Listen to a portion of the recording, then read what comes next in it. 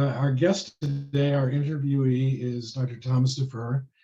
And Dr. Defer is Director of the Division of General Medicine at Washington University and is Associate Dean for Students. He is the recent winner of the DeForge Award for Teaching from the National College and is a Master of the College. So can you tell me a little bit about where you were born and where you grew up? Sure. I was barely born in the United States. My father was a career Army officer, so we were on our way to the very exotic West Germany. And my mother was pregnant, and right up towards the end, it wasn't clear whether I would be born in the US or on the way to Germany. So I was born at Selfridge Air Force Base in Detroit, Michigan. And Detroit is where my father and mother happened to be from and where most of our extended family had lived at the time. And we arrived in West Germany, my third of 4 kids, when I was about a month old. And somehow my poor mother persevered, made it all happen. Where did you, how long did you stay in Germany? We lived in West Germany in 2 different locations for 3 years, which is a very typical length of time overseas at that time. And obviously this was the early to mid 60s. Pretty much every service person spent some time overseas, and about 3 years was the typical posting. And then once you get back to the US, it sort of continued that way about every 3 years. So you didn't go to elementary school in Germany then? I did not know. And alas, I have essentially no memories of living there.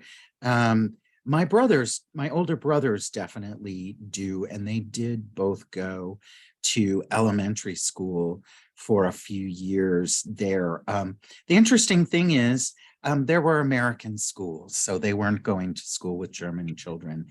They were going to school with all the kids of the service people that lived there in the area. We lived very near Wiesbaden, the very large Air Force base, so there was plenty of kids. So really, they don't remember too much about German culture either. Where did you start school? By the time I started school, we had moved to a place called Lawton, Oklahoma.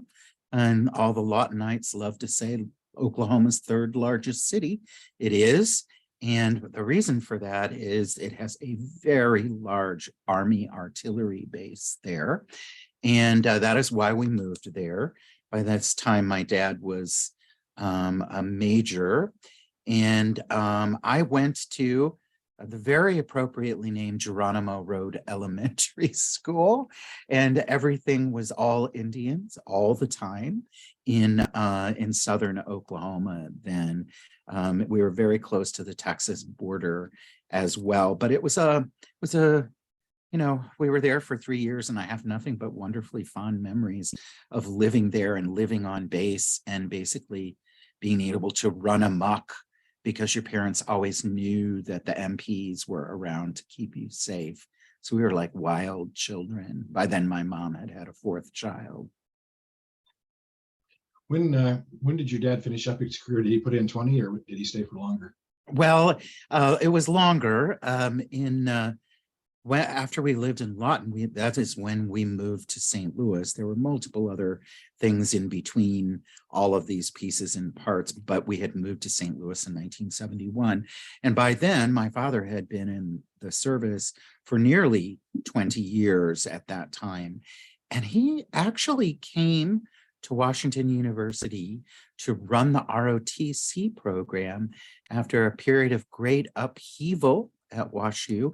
Of course, the Vietnam War was going on. My dad had already served in the Vietnam War, and he had come to be sort of the cleanup act to get things back together after a whole bunch of protests. And that's our beginning of connection to WashU, as my dad ran the ROTC program. So he came after the infamous ROTC building takeover, not before. That is correct. That is correct. So what was that like? It must have been, he must have felt it was a somewhat hostile atmosphere, didn't he? Yeah, Or was that incorrect? Yeah, I can remember that my father was, fairly apprehensive about it. But from my memory, and I believe my brothers would corroborate as well, things went fine. My father, though he's still alive, he's never really been one to talk about the past.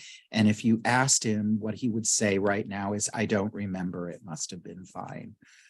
So I have to rely on my secondary sort of picture of what this was like. And interestingly enough, he did retire after about 25 years in the military.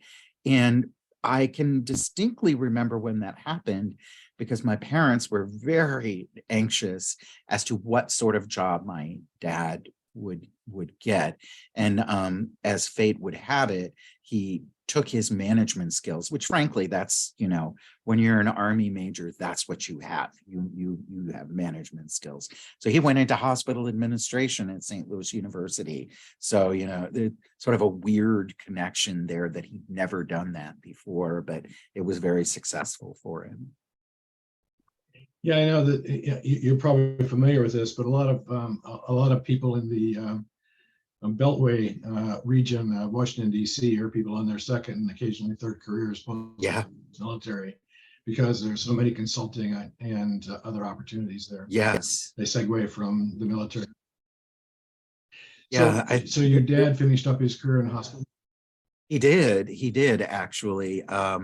He was the business director for radiology for, gosh, I'm gonna say at least 15 years. Well, that's good. Did your mom work outside the home? Actually, my mom was incredibly traditional mom until I got to be about, I'm going to say maybe 13, could take care of myself at home and be trusted to make sure my sister, who's 5 years younger than me, was okay. She actually started working, and she first worked in retail, which she really loved because she worked at the then famous bar, now Macy's, and had a discount. And she thought that was the greatest thing actually ever. And she actually did that for quite a while, and then transitioned into being a real estate agent because her best friend was a real estate agent. So apart from your dad's hospital administration, was there anybody in the family involved in medicine? No, not a single person. We have a very rather small family to begin with, and no, nobody. Well, what caused you to decide to become a physician then? Well, for as long as I can remember, I've sort of been fascinated by the subject. One of the things that I'm prone to tell people is that in 4th grade, for a science fair project, I did a poster on left and right bundle branch block. So I should have, known that would be of some interest to me at that point.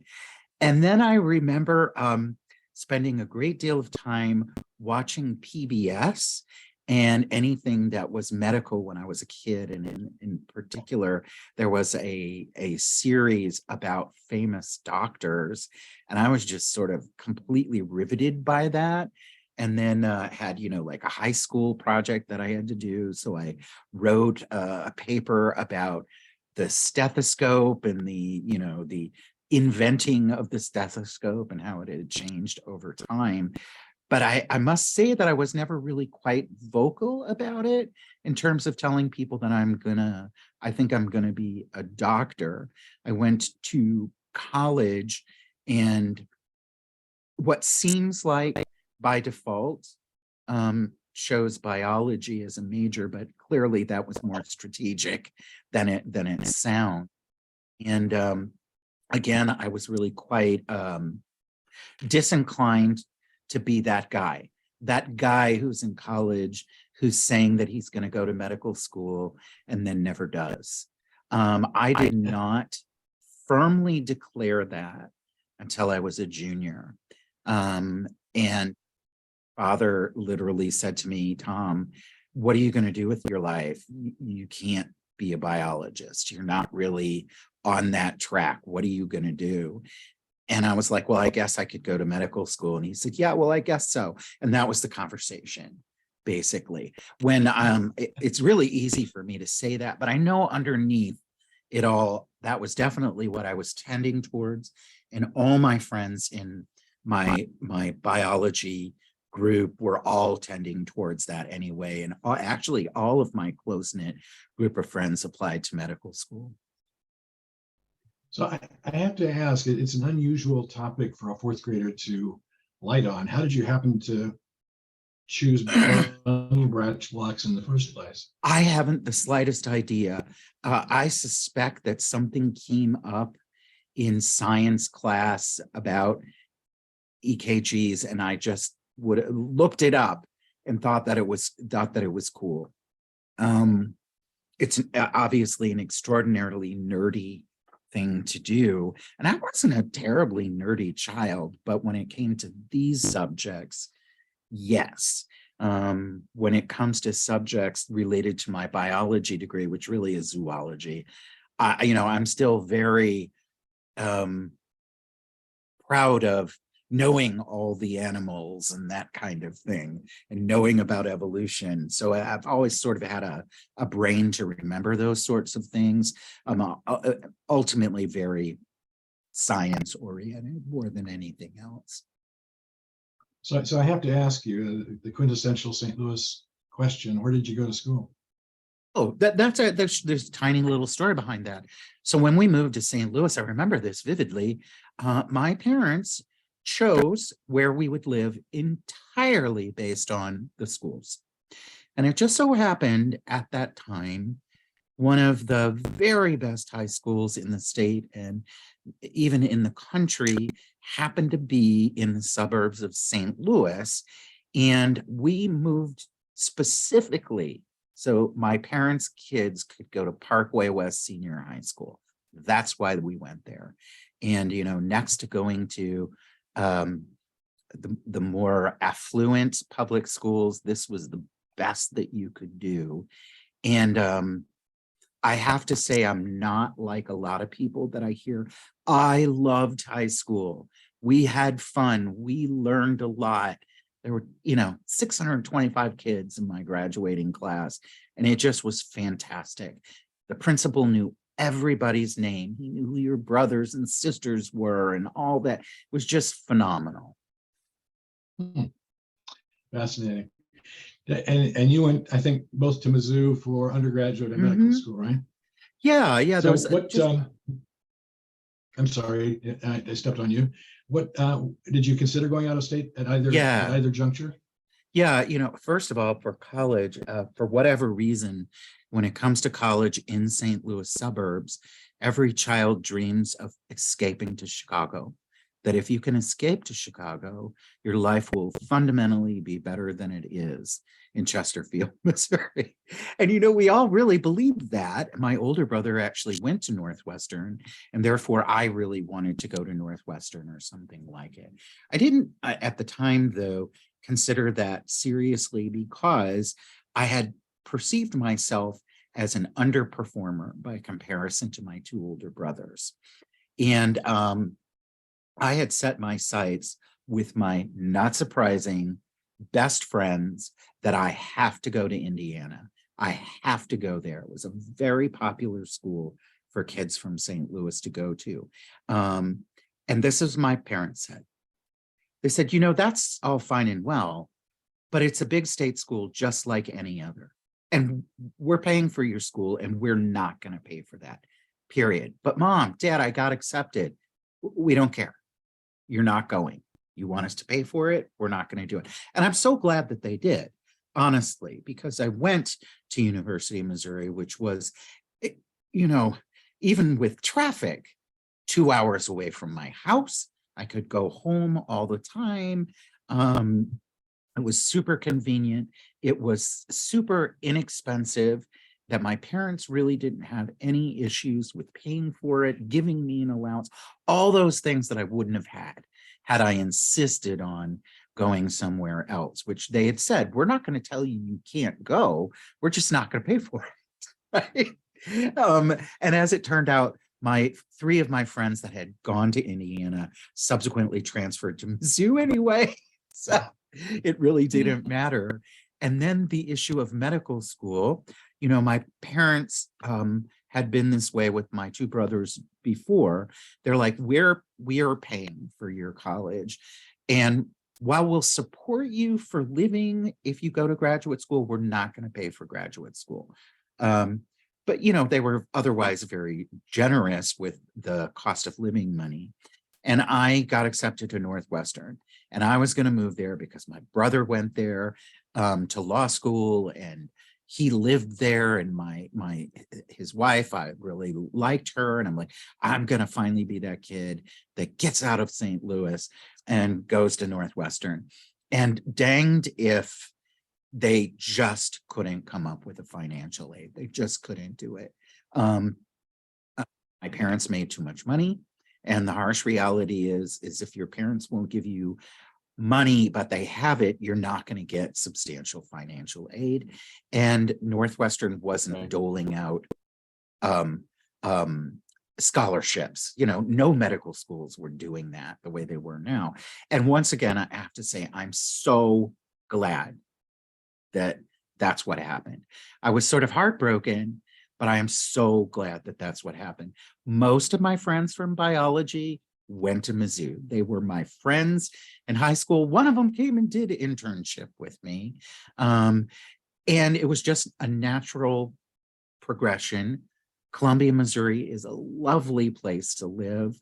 I sometimes dream that I have to move to Columbia for some reason. I don't know why, but I do. And I came out of the whole thing with $50,000 of debt, which is less than the cost of 1 year's tuition at many schools. And so it was really strategically a very good thing to do. And I'm definitely a strong believer in it's not exactly where you are. It's what you do with it. It's how you apply yourself, and that you can actually do extremely well and take next steps that work out perfectly for you. So I can't imagine now doing it any differently. What years were you in school? So I did college from 81 to 85, and then medical school 85 to 89, straight through. No messing around, no gap year, no research, no nothing. I just talked to Bridget McCandless the other day, and I think she overlapped with you by maybe a year. Do you recall her for medical school? I don't, but it's a big place. Yeah, I think you were several years earlier than she, and she tells me that there were about 25% women in her class. Was it similar for you? Yeah, just about that much. There was nothing in my class. There was absolutely nothing unusual or weird about being a woman in our class. Some of the some of the most successful people actually were the women in our class. It was big enough to be big, but not so big as to not be sort of a family where you actually knew all of your classmates. There are very few that I couldn't socialize with, but obviously everybody has their group that they hang out with. And that was largely an extension of college for me. So you said that you graduated with $50,000 in debt. Do you happen to recall what your tuition was? It was about $9,000. Yeah. So one of the things that Dr. McCandless told me was that she did much less scut work at Mizzou than she did when she was an intern at Virginia. Would that have been similar to your experience? Yeah, we were absolutely not scudded to death at all. It's just as it is now. The only blood we had to draw were the hard ones that the nurses couldn't get. And so we were ill prepared for that anyway. But no, we really didn't have to do that. There were technicians for essentially everything. And when I was applying to residencies, there was all this talk about, you have to find out how much support do they have. Do you have to draw the blood? Do you have to do the EKGs? Do you have to put in the IVs? All of that stuff. And I must have caught that at kind of the right time, because I didn't apply to any programs where they're like, oh yeah, you're going to have to do all that. I just didn't apply to any that were like that. So what was it like to be a clerk during the years you were there? Oh, well, one of my favorite stories related to that, I did medicine first. We didn't, I don't know, it was just a big free for all. You just took the schedule they gave you. I did medicine first, and on my very first patient, and I think this may have been formative for me, my very first patient was a brand new diagnosis of multiple myeloma. And this was a patient that I took a history and did a physical on my very first day. And then on my second day, our inpatient ward attending, who happened to be a hematologist oncologist, was we were doing bedside presentations, which we always did. And I started, and he took my clipboard and he said, "You don't need that." And there I was having to do an oral presentation in front of the patient whom I just met, and everything went well. And the next day I got to do the bone marrow biopsy. So, how much better could that possibly be? That worked very nicely. We were, in all the clerkships, allowed to do a fair number of things, of course, under supervision, but we were allowed to do a fair number of things, but we weren't,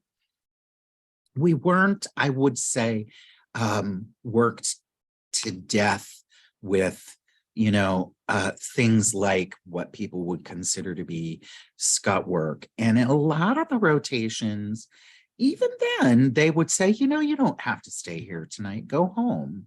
Just, we'll see you in the morning.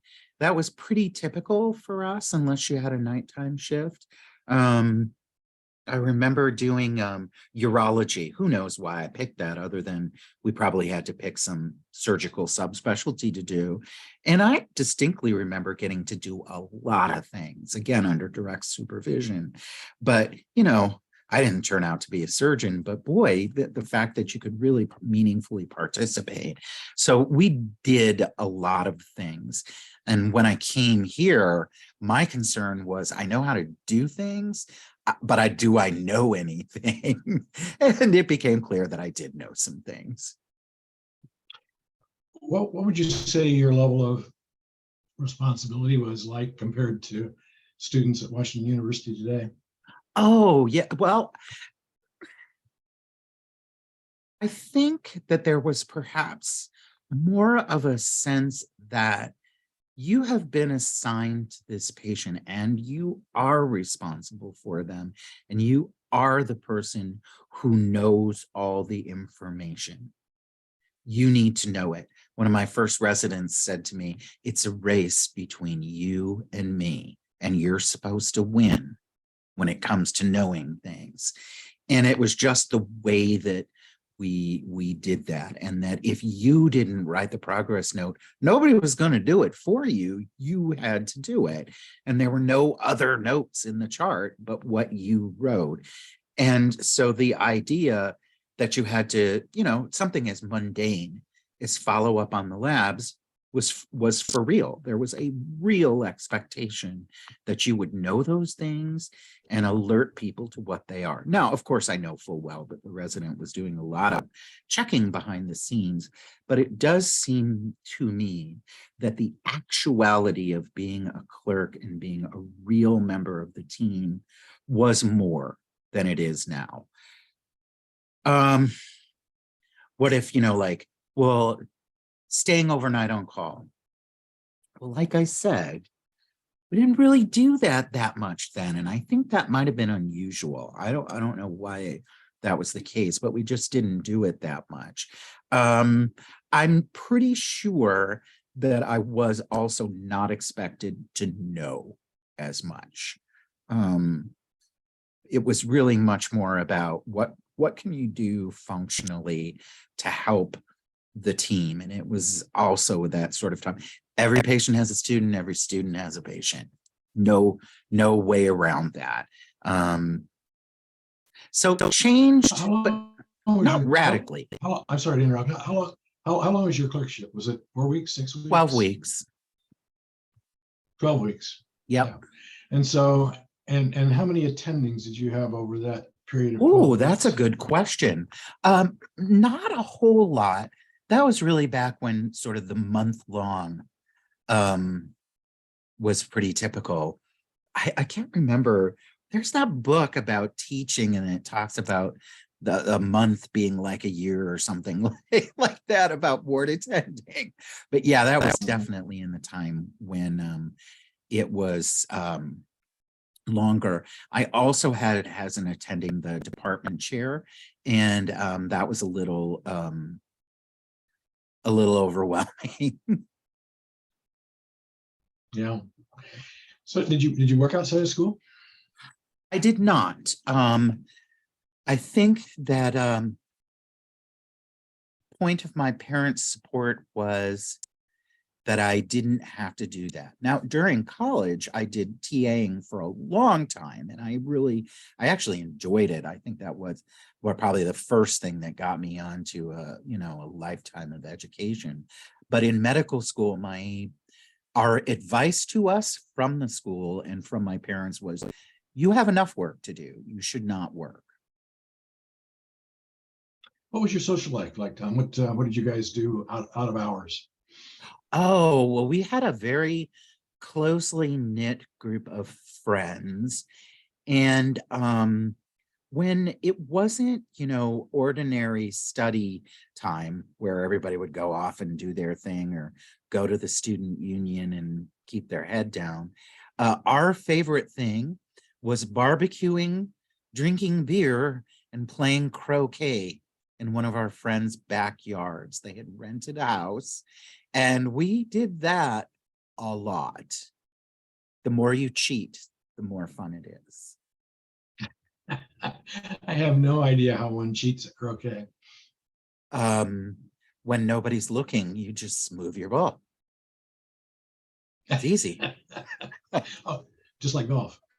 And So yeah. what were your challenges in medical school? What were your challenges in medical school? What did you find challenging? See, I think like many people, the first 2 years are very challenging in that it's really hard to accept that you're as smart as everybody else who's here. Maybe you might even be smarter than some of those people that are here, and that what you're doing is adding up to something, that it has some particular meaning. In the first couple of years, that is certainly hard, but I think compared to the average person at that time, I might have had a bit more stamina about studying, but I also was very clear that I couldn't just do that. I would have to do some other things in order to remain sane. I just didn't want to be one of those people who had devolved into being nothing but a studying machine. And I mostly did not do that. On occasion that would happen. I remember one time in anatomy class, back when anatomy was a class, it was not difficult for me. I had TA'd comparative anatomy for 3 years. This was not difficult. And there was one professor who was literally just a jerk. And I found myself having to say, do you know, I actually know something about this, which is so not like me to say something like that to somebody in authority. And I remember feeling like really bad about it and freaking out that I was going to get kicked out of school because I had told a professor, you don't have to talk down to me. You don't have to pimp me. I actually know something about this. And I don't know, it got outsized, and I felt really intimidated by that process. And I continue on, a lifetime of being gun shy about speaking truth to power, as the case may be. And then I would say in the clinical years, I thought that the biggest challenge was going into new clinical environments and trying to figure the people out and how to act like them. And I was perfectly willing to do that. I know some people aren't, but I was perfectly willing to do that. I knew I would never be a surgeon. I mean, dexterity, I have none. I was never going to be a surgeon, but I could figure out, okay, what do they value? What really helps them? What can I do when I have to come in at 5 a.m? What can I do to help them and be seen? I was more than willing to do that, but it's a challenge, right? Each time you start a new clearship, it's a new challenge of how do you mold yourself to what they want you to be. I know some people find that incredibly difficult and aren't always successful at it. And I can't say that I was always successful at it, but I did find that a very particular challenge, and doesn't change. It doesn't change, right? You go to residency, it's just the same thing all over again. You switch everything once a month and you have to change. So you definitely develop those habits. But all in all, I thought medical school was okie dokie. I had no real problems with it and I never complained. The only time I complained is when somebody said I was quiet. And I said to my advisor, that's wrong. I'm that kid whose mom had to put her hand physically over my mouth to get me to shut up. And, that was the only time that I quibbled about anything in terms of an assessment.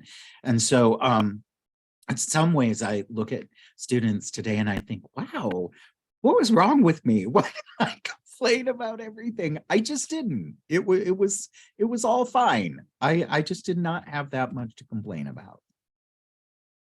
So having ruled out surgery, how did you happen to choose medicine from amongst the remaining available specialties? Okay, that seems that's a great question, and I feel like I have some answer. I'll say regarding surgery, I think the surgical environment is cool. It's so cool. Everything is so neat and tidy and regimented, and when it gets messy, it gets tidy again. And so I really, I liked it, but I knew I couldn't do it.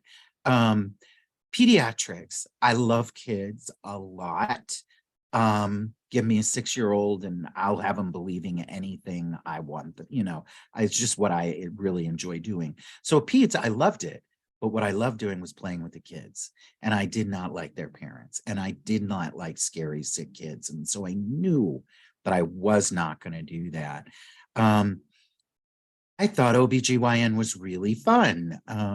Get to deliver babies. But again, it was just like, I don't know, this just does nothing for me.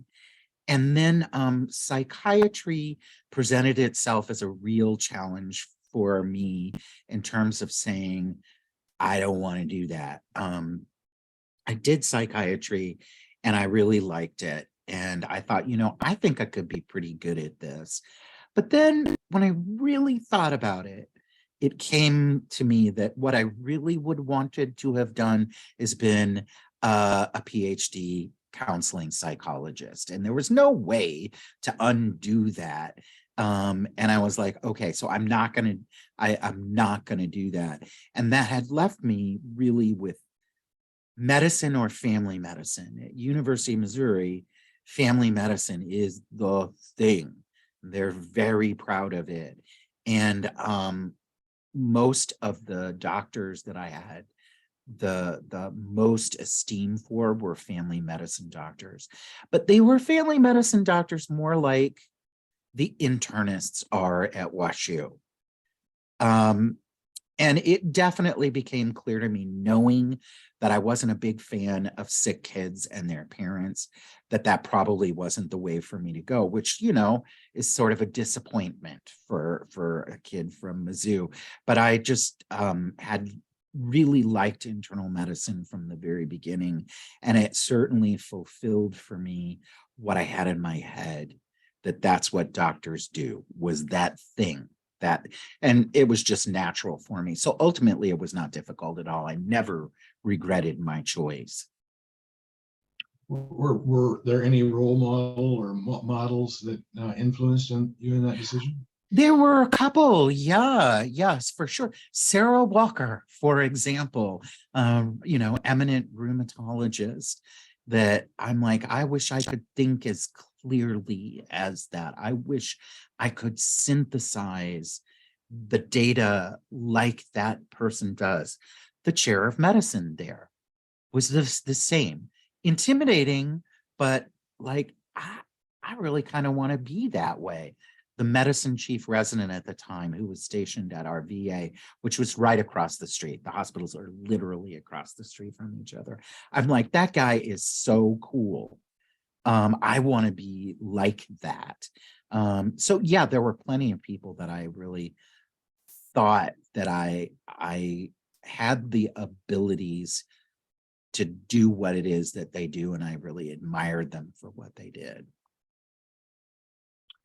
So coming around to residency, how did you choose your residency? Oh, that was Was it pretty easy. important to you?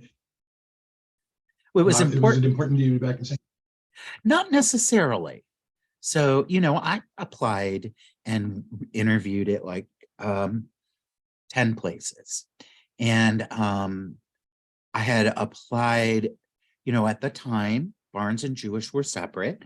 I had done the interviews in my hometown relatively early on. And so they were like this benchmark that I was going to measure everybody else against, that unless they had something on WashU, I probably wasn't going to go there. Example, I went to Mayo and I was just wowed. Oh my God, this place is so cool. Well, when you really drill down to it, what was it like being a resident there? And were you going to get as good a training as you would at WashU? Probably not. And I would have to move to a very small Minnesotan town that was hard to get to and from. Well, I applied to University of Rochester. Dan, you might remember that at that time, University of Rochester was super cool because they had like night float and everything was neato. And so the day I went, I spent $1,000 on the flight to get to Rochester, and there was a blizzard. I'm like, oh my God, this is what it's really going to be like. And so we go and we do the interview, and they're all like, you guys got to get out of here before you can't fly out of here. And it really sort of ruined the experience for me. But the cost of the plane ticket was enough to make me say, there's not enough here for me to come all this way to go to Rochester. And then I had an experience at University of Chicago, and they put on a great recruitment day, and everything just seemed so awesome, and I could finally escape to Chicago, right? But I did it. But I didn't. I didn't because University of Chicago is in a pretty bad part of town. And the residents were saying, oh, your car will probably get stolen, but it's no big whoop. And I'm like, oh, I don't think I'm that adventurous, and I'm not. And so ultimately it was, I have got the huge step up in reputation and prestige in my own backyard. And I can go home. I've been away from, as away as Columbia can be, away from home for 8 years, and I can go to WashU. Why would I not do this? So for me, it was just, ultimately, it was absolutely no brainer. The only decision was whether to do Barnes or Jewish. And I really struggled with the difference there. And I think that I chose the Jewish side specifically because the people that I had met in the interview process, I liked more than the people on the Barnes side. And I knew that I would be there and we would be sharing things. And so, I thought it was perfectly reasonable choice for me. And ultimately it was. So what was your internship and residency like at Jewish as compared to now, for example? Well, it was exhausting. It and it wasn't as bad as some programs could get. Probably, at the most demanding was when you were the junior resident in the MICU and you were in charge and there was nobody in-house to help you. And you literally would have to call people if you had an issue. And why they thought that this was some sort of great trial by fire for junior residents, I don't know, but they did. And so you would work conservatively from 6 a.m.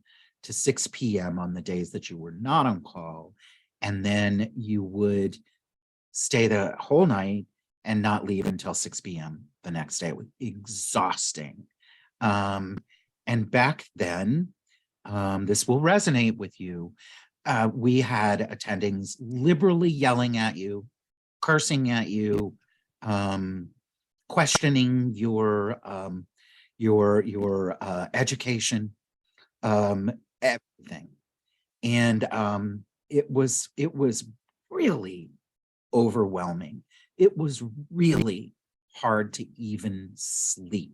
The idea being, if I fall asleep, some bad shit's going to happen that I could have stopped from happening if I just went through those boards one more time. Always when the sun came up, the attending would come in and you will have done something wrong. No matter what, you did something wrong. That to me, that was perhaps the most difficult and pleasant time. It's not that I wasn't good. It's not that I didn't learn things. It's not any of those things. It was just the continuous demand where you could never just be off. And when you were off, I slept and drooled on myself. That's basically what it was for 4 months or 4 weeks in a row. And so, we really dreaded having to do the intensive care unit at that time. And like I said, it was only every third night as opposed to every other night. And sometimes an attending would yell at you, "You're just lucky it wasn't every other day," So that was hard. It was also hard to, because you were presented with things that required really emergent action. And that was so challenging to do that, no matter how sure of your skills you were, you still questioned. I tell people that my singular worst day at work, everybody survived, including me, but was in the MICU, was about 6 a.m. The sun was coming up and 3 people were coding at the same time. And you have one intern, and thank God you had some good nurses, and you say, "You're just going to have to take care of that yourself because unsafe, unnecessary, inappropriate." Yep. All of it, all of those things. And yet everybody survived. Did it make me a better doctor? I don't know about that. I don't know. But it was hard. Now, the other part that I thought was really sort of a drag was the amount of time that we did inpatient medicine, just month after month after month. So as an intern, I once did 3 months in a row. And could you stay on the same team? Oh, no. You had to switch teams at the end of the month because it was good for you. And you do this, and by the end, you're just like, I don't know who I am or what I'm doing. It was just very hard. So I would say those were the things that I thought were perhaps the most challenging. But aside from those moments, I think I was a pretty contented resident, did my job, knew what my job was, and presumed that that's what everybody else did. So, as you know, there's a lot of emphasis now on resiliency and wellness and so on. Do you think you were injured by the experience? Do you think that your mental health, well-being? Were you injured? Oh, Did you have any post-traumatic stress as a result of the relationship? I don't think so. No, I think for me, for a person like me, I can only speak for me. What it was a demonstration for me was I can do this. I can do this. I can think clearly. I can accept the responsibility of, yes, I have to get up and go back to work at 6 a.m. tomorrow. There's no way around that. It just demonstrated to me that I can do that. Um, I can see how it would be injurious to some people's psyche, but perhaps maybe not most. I don't think that was the case. What I would have wished is that there was more readily available help when I didn't know. Um, that's what I would have wished. Not that I never had to do that, right? Because I think, in some way it was helpful for me.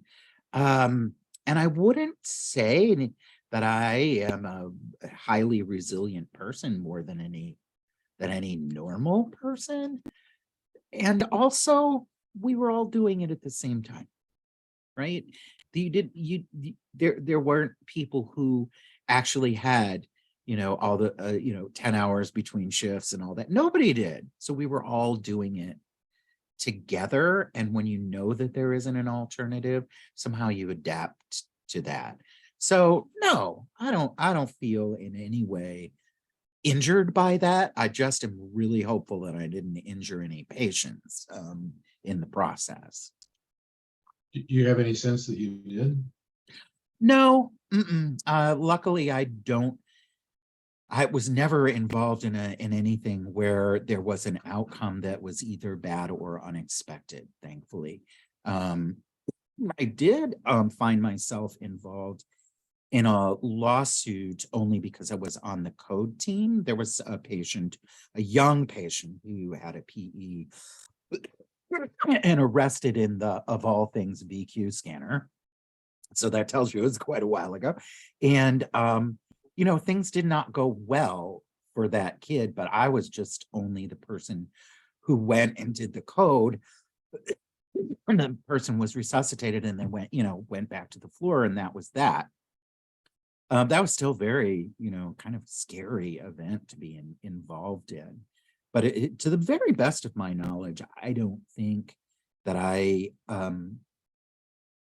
was the person who caused any bad outcomes merely because I was tired or not thinking clearly. You think, did you have time for outside interests? Did your social life largely revolve around your co-residents, or did you have the opportunity to maintain hobbies and so on? I would say mostly it did revolve around the other residents. Coming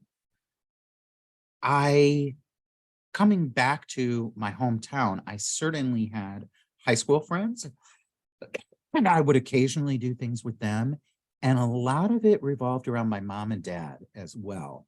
That they lived far enough away, like 25 minutes, to be over there, but we could still go out there for dinner and all kinds of things. And so, yeah, I would say mostly my resident colleagues, and then mostly my parents.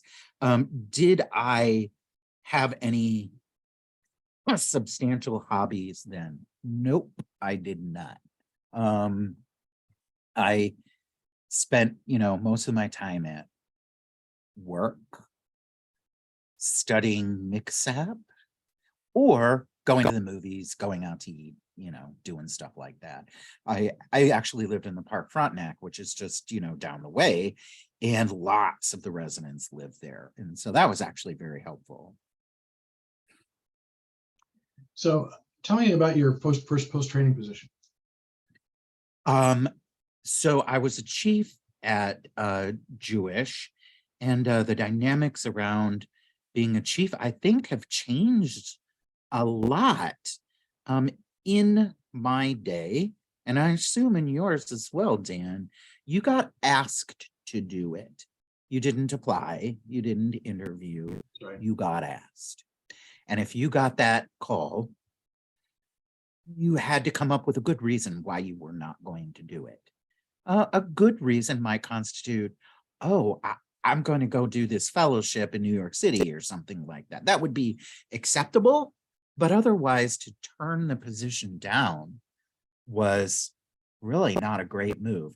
So if for me, it was like a dream come true. I was just like, are you kidding me? I got asked to be chief resident at Washington University. I thought it was the most awesome thing to get to be able to do. So I was highly, highly willing to do it. And I'm so glad that I did.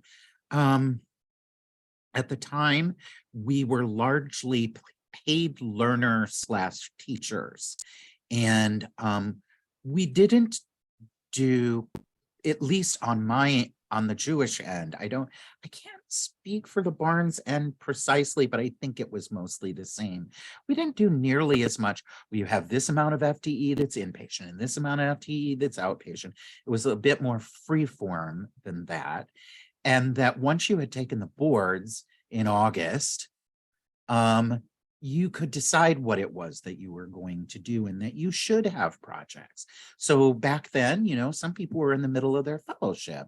And so they would do things related to their fellowship, or some people would do things related to research projects. What I chose to do was throw myself into the clerkship and the education around that. The opportunity to do that came about when the current site director at the Jewish end was pregnant and had a baby. And she said, do you want to do this while I'm gone? And I said, sure, absolutely. And I really threw myself into it because I just thought it was a really fun project to work on. And I really liked the teaching aspect. And then when she came back, she says, yeah, I'm not doing that anymore. You can just keep that. And so I did. And that was really the beginning. I had it in my head that, okay, I'm going to do this chief year. And back then you could decide to be an ID fellow much closer to that. And knowing that this was, in the very early 90s, being an ID person, HIV, everything would have been absolutely on target. And I knew that if I said, hey, Dr. Medoff, I want to be an ID fellow, that could happen. Well, I started doing my chief year and I started doing these education things. And I found that I really, really liked it. And I thought, well, how can I make a career of this? And I did not have an answer to that question. And then during that time, what came about was was really being in the right place at the right time. The idea of what a hospitalist is had just come into being. And our chief year, the then separate Jewish hospital, approached the 3 medicine chiefs and said, how would you like to start a hospitalist program? And we're like, will you pay us to do that? And they were like, yes, we will pay you to do that. And 2 of us said yes. And the other one said, no, thanks, going to go do my cardiology fellowship. And that was sort of the natural transition for me. People still thought I was chief resident 5 years later, which is sort of the problem with being a chief resident and staying, if there is a problem to that. But that was a great transition for me. And I was able to keep the clerkship and the sub-internship activities that I was doing. And I just kept expanding those activities. And that sort of allowed me to take the next step after that. I will say that being a hospitalist at that time was very different than being a hospitalist now. At that time, the model was they paid us, the hospital, and we acted like really old residents. We did everything for the attending, and that attending might not see the patient multiple days in a row. And yet they were still charging the patient because we were taking care of the patient. And that went on for a while. And obviously people got wise to, this is ridiculous. We're leaving money on the table. But it actually was a very cool model. We were able to provide like this concierge inpatient thing, and I knew all the attendings, even the ones I didn't like. I could call them and have a good conversation with them, and it was actually very nice. But after 5 years of yes ma'am and no sir, you kind of get a little tired of that, and that's when I transitioned out. So who was the other chief resident? Pat Quinley. Right. So you guys started private medical service, right? We did. PMS.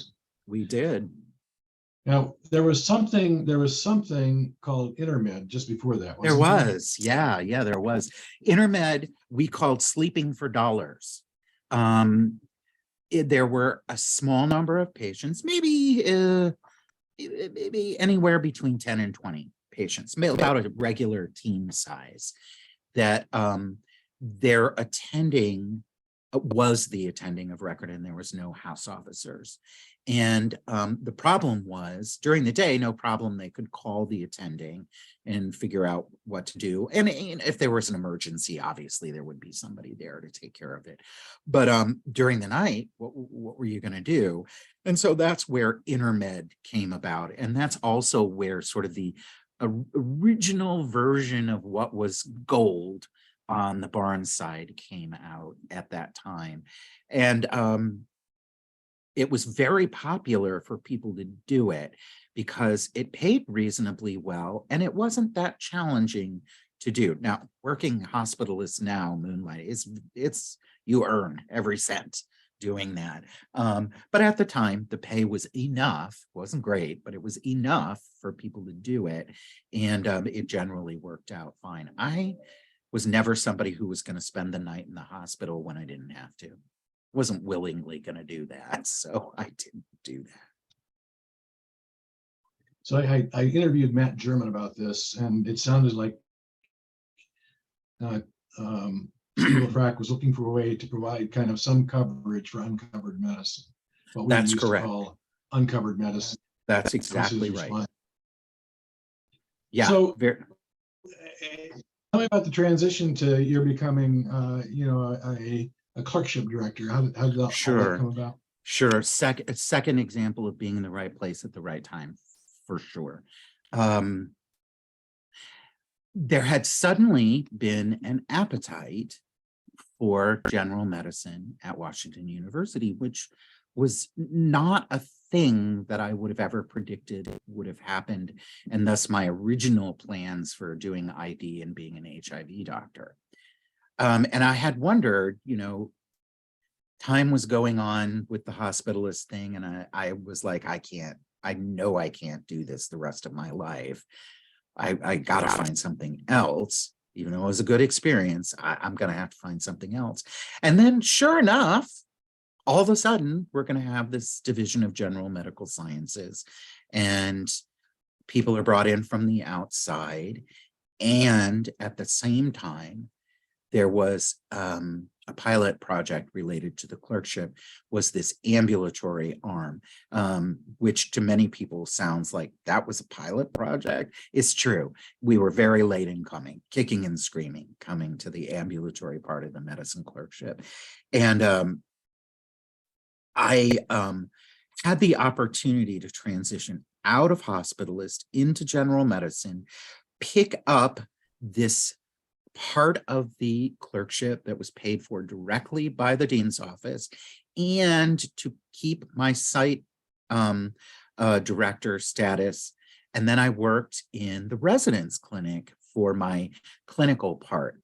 This was sort of the first time that really having, for me, at least for me, having a certain FTE in a clinical job was of significance, and that you needed to earn your keep. And actually it was a great gig. Getting to do a kind of fun, exciting pilot project it was new to us. And also working in a really fun atmosphere like the residence clinic, where you didn't work. Back then we didn't worry about it. We just circled the things on the bill, and that was that. And we taught, and it was really fun. It gave me an opportunity to meet many, many residents during that time. I really enjoyed it. And over time, I was able to edge into other things. So I had started with this pilot project. And then the very next year, the person who was the clerkship director and somebody I had a great deal of respect for and really considered a role model for me, stepped into a job, left behind the clerkship director role. I was given the clerkship director role. And in our department at that time, the clerkship director actually got a portion of their time to run the clerkship, a novel idea.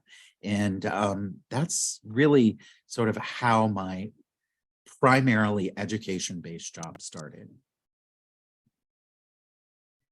What was it like being a clerkship director? You held the job for what, 17 or 18 years? Yeah, 18 years. It was a great job. When you're the internal medicine clerkship director, it's hard to screw it up. If you show that you care and you work really hard on your schedules and make sure that everybody's getting the best experience that they can, it's really hard to screw it up. And that was what was fantastic about it. Also, so cool about that job is I knew every single student. I did a lot of the teaching myself because I liked it. And getting to know all those students was just fantastic. In my current position, I really miss that part of it, but all things come to an end. Did I sometimes have to deal with unhappy customers? Sure, I did. Were there tears? Sure, there were. And I could bring to bear my psychiatric ideas, right? I said that I really liked that. And so, yes, there was a fair amount of coaching involved in that, a fair amount of parenting in that. And for all intent and purposes, it was for me the most important part of that phase of my career because I was able to be involved nationally in our clerkship directors group and ultimately be in the leadership of that. And that being involved on that level is what caused me to be promoted. It's those things that did it for me, since in my role, I wasn't going to be pumping out a lot of research or getting grants. So while you were clerkship director, you won multiple teaching awards, and the department was the department of the year, I think, essentially every year during your reign. Yes. And yet the number of students entering internal medicine didn't change materially. It didn't. I used to say that they love us, they just don't want to be us. Yeah. Do you have thoughts about that? Yeah, I think that there is an ethos amongst the students at our school, and I don't know when it ever got started, but at some point it got started, and it's been amazingly recalcitrant. And that thing is that in order to show people that you're a really good student, better than the rest, there's really only a handful of things that you can do. And whether or not you want to do them may not be the operative question. But if you can go into orthopedics, well, you're showing everybody that you're smarter than they are. If you can go into plastics, dermatology, etc. At my school, and I'm going to guess at many people's schools, those who can were internists. Those who had the most honed analytical skills, those are the people who were internists. And that was a thing that you were very proud to be. I'm afraid that at our school, to some extent, it feels like a second best thing. I'm doing this, but it's because I can't do the other thing. Now, I know that that's not true of all of the students, but it's just being an internist here is not how you tell everybody else how smart and successful you are. I wish that weren't the case. And we've certainly tried to make it the case, but it just persists. You know, the educational apparatus at Washington University is overrepresented by internists, you know, Oh, in multiple yes. deanship positions. Do you think that you, in your position, it's likely to have any effect on students' attitudes towards internal medicine? Hey, boy, that is an excellent question, and I don't think so. No, not so far. Um, um, Maybe you remember this too, but I can remember as a student thinking how ridiculously cool all the clerkship directors were. They were usually young, super smart, and enthusiastic, and they liked the students. At least that's how it appeared. And that at some point, I probably wanted to be all of the clerkship directors. And historically, you are correct. Unless you're an internist, you're a pediatrician if you're involved in the leadership of the education. We've certainly gotten better with greater representation, but right now we are very internist heavy.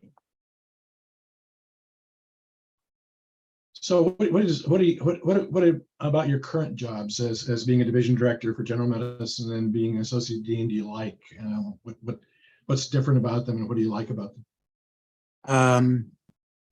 The associate dean job, for me, the fulfilling part of it is to be able to do things that affect all students and pretty profoundly affect them. The way that the clerkship or the curriculum runs is an incredibly important part. And it's one thing to pay attention to your corner of the world. Dan, you probably remember hearing me say that as a clerkship director, I won't be reduced to the least common denominator. We will continue to be the best clerkship, and I can't help it that the rest of you don't want to do it. That's a very singular perspective.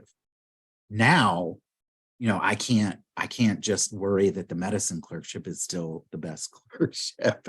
I have to think about all of it in a big structure. And because we have had this incredibly unique to Washington University opportunity to completely redo the curriculum from top to bottom, it's probably the most significant thing I think I'll see in my career as what I did. Or was a part of. I wouldn't even begin to say that I did the curriculum renewal, but I was a part of that. That I think will be the most significant thing for me. And I would never get to do that if I had not moved out of being a clerkship director, which I did not really want to do, but it was very much a natural progression, and therefore I did want to do it. Being the division chief is actually that's a different thing for me. I don't dislike it. It was a little bit by default that it came to me, which is that's not lost on me. It just turns out it's really hard to recruit a division chief in the middle of a global pandemic. Really hard to do. And I found that I couldn't say no. It would just be wrong if I said, no, I can't do that, because I had been doing it as an interim and it had been okay. It's for me, exactly like when you become the chief resident and you realize not everybody was as straightforward a resident as you were. When you become the clerkship director and you find out, oh my God, students really do that? Yeah, they do. And then you become the division chief and you're like, oh my God, the things that people do that I just assumed nobody was ever doing because it didn't have a picture of it. And now I do. And now I've, had to deal with some of those things that I didn't know anything about. And it is a completely different way of being a member of a division. Being a member of a division means doing your best to bring what you can to the division, doing your assigned duties.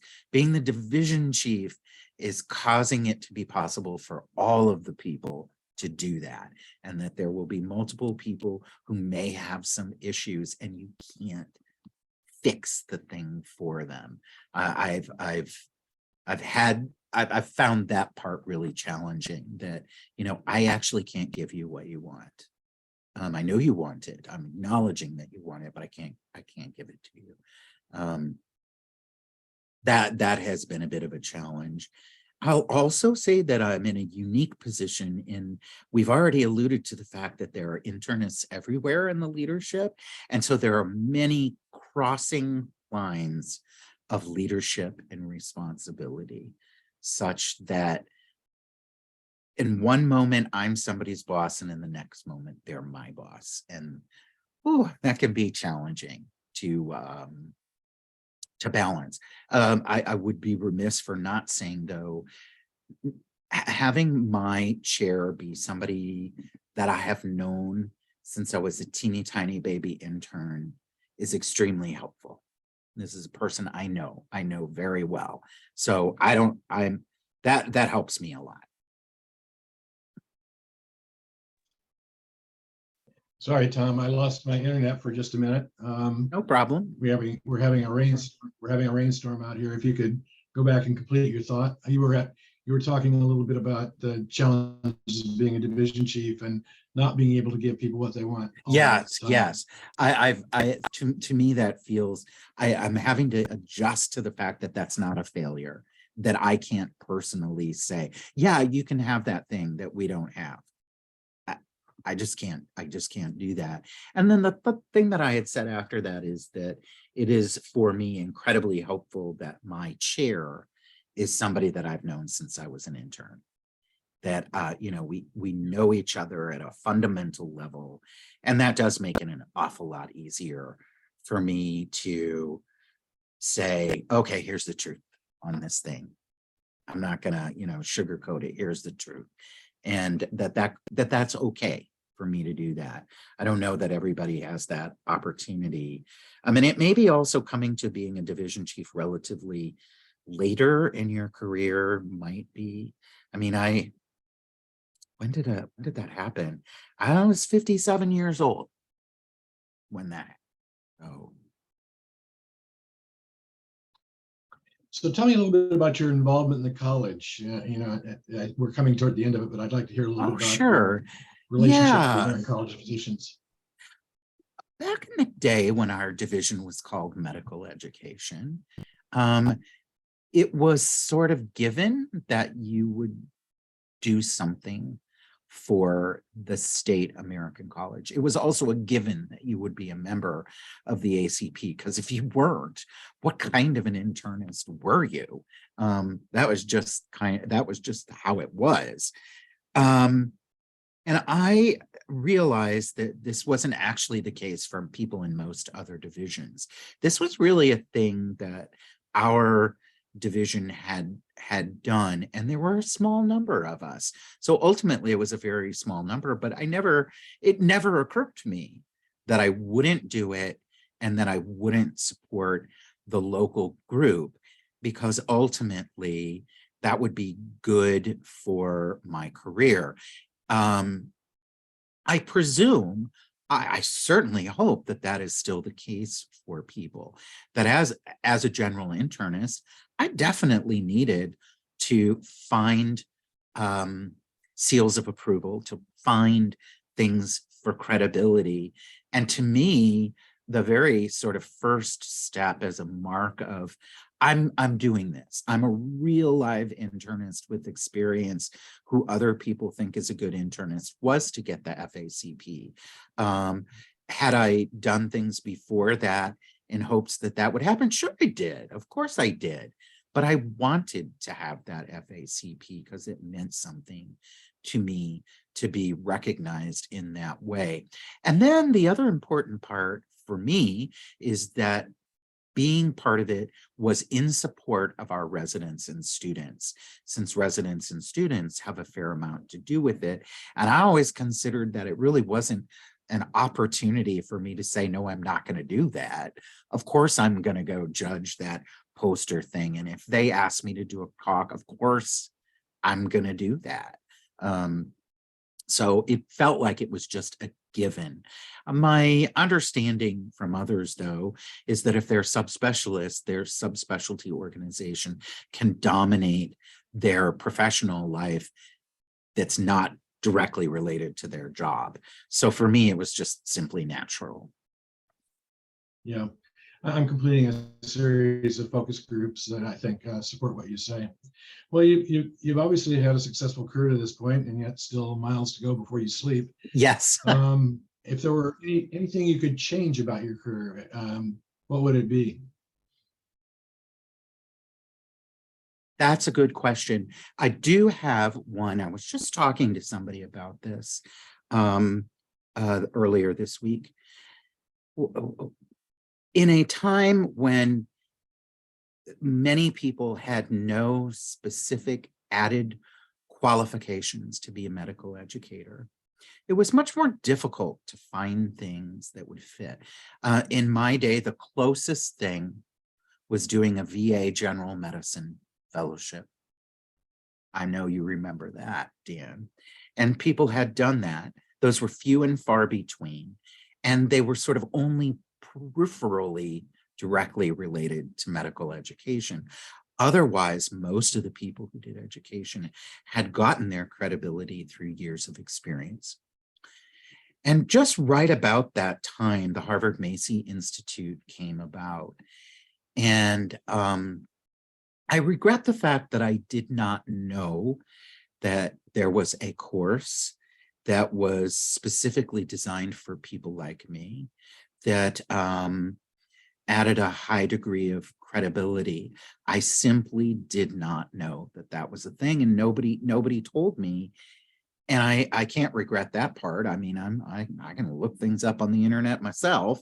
But it was really interesting that by the time I was aware of that, by the time I was aware that there were actually multiple medical education fellowships, some that you had to go and do and others that you could do remotely, I felt like, ugh, I already have a whole lot of experience in this, and maybe that isn't going to really pay off for me.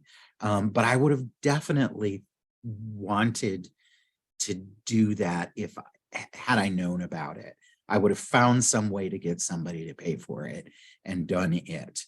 I think it was just, 5 years a little bit too early before people were actually doing this. And so now people that I mentor related to medical education have advanced degrees that I don't have, which I think is really interesting. Yeah, I think you're exactly right about the timing issue. You were, I think, a mature faculty member by the time those things came along. That's right. Yoon Kang took the Harvard Macy. She did. And I think it's helped her career. As you know, she's a senior educational dean at Cornell now. But I think it was very helpful for her in getting a new job in a different institution. I don't know that it would have had that much impact on your career, assuming that you stayed at Washington University. Yeah. It might have if you'd looked to relocate, but I don't know that it would have made a lot of difference, locally. Yeah. So, and I can tell you, I agree with you. I will say that, in 100% honesty, I have never once thought I need to go somewhere else. I have always thought this is a wonderful place to work. These are wonderful people. When I get down to the very personal level, they appreciate me. And I've never once felt underappreciated here or undervalued or anything like that. And I think that I know I'm really lucky. And it just so happens that here in my sort of hometown. So the chances of me going anywhere would have been very little to begin with. Well, I think this makes a convenient point at which to end the interview. You got it. I'd like to thank you for taking the time, and we enjoyed doing it, and I think people will enjoy hearing what you had to say. Thank you. Wonderful. Well, it's my pleasure.